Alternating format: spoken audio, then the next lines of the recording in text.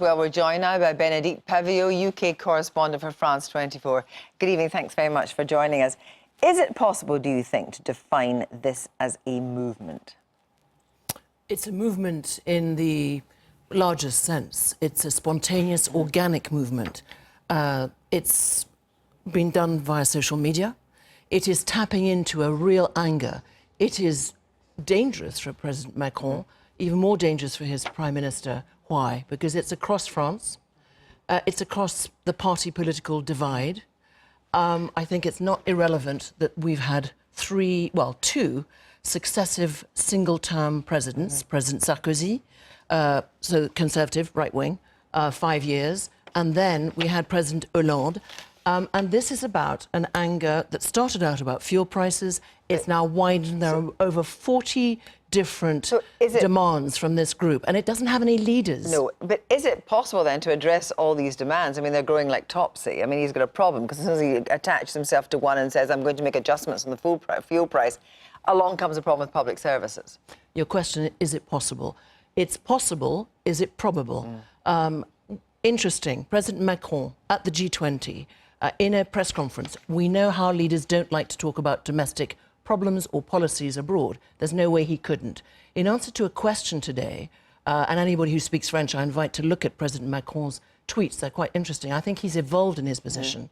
There is a rumour, and it's only an unsubstantiated rumour, that there is tension between him and his Prime Minister. Remember, what President Macron did, he did the unthinkable. He pulled it off. He says he's not from the right, he's not from the left. The centre, you might actually this think all these centre is people not from the right or the left, but it's trying to be hijacked by extremes on the right and on the left. Exactly. So how do it's a kind of en marche in a way. I mean, how do they resist that? Well, I mean, they're trying to create this kind of centre.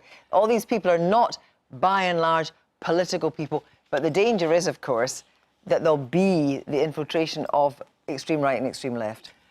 France is used to protests. What is new is there never have been so many injured, police and in the protesters. That is something to be looked at very carefully. There is no real possible guarantees of predictions of where this is going to go. What the movement is looking at is whether it's going to develop a structure. They say they don't have leaders. 8 of them are due to meet tomorrow the Prime Minister, Edouard Philippe. 2 of them have backed out and say that they need that structure. There's an accusation tonight that actually, instead of just structuring, it's political récupération, political people trying to get into the movement. But what the French President and the French Prime Minister are now trying to do is to engage in a dialogue. Will that work? I suppose it will work if there's an early concession.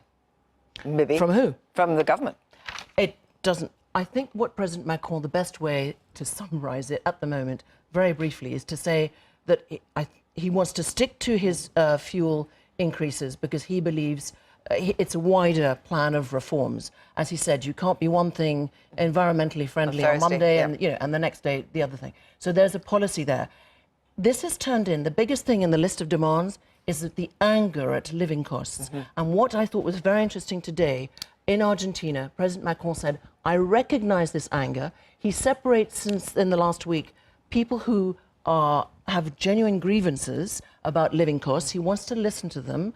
He says he wants to engage with them. That's what his Prime Minister says he wants to do. How will he do that, and will he do it well? But he wants to separate law and order, and anybody who comes and tries to protest, protest is one thing, but anybody who tries to, particularly the accusations are of right-wing casseurs, troublemakers, agitators, then they will be dealt with very harshly. So we'll see where this goes and where this movement... Some people are saying it's as big as 1789. We haven't got a revolution yet, but there's a real anger and people who are sleeping in their cars at night who just can't make ends meet. Thank you very much indeed.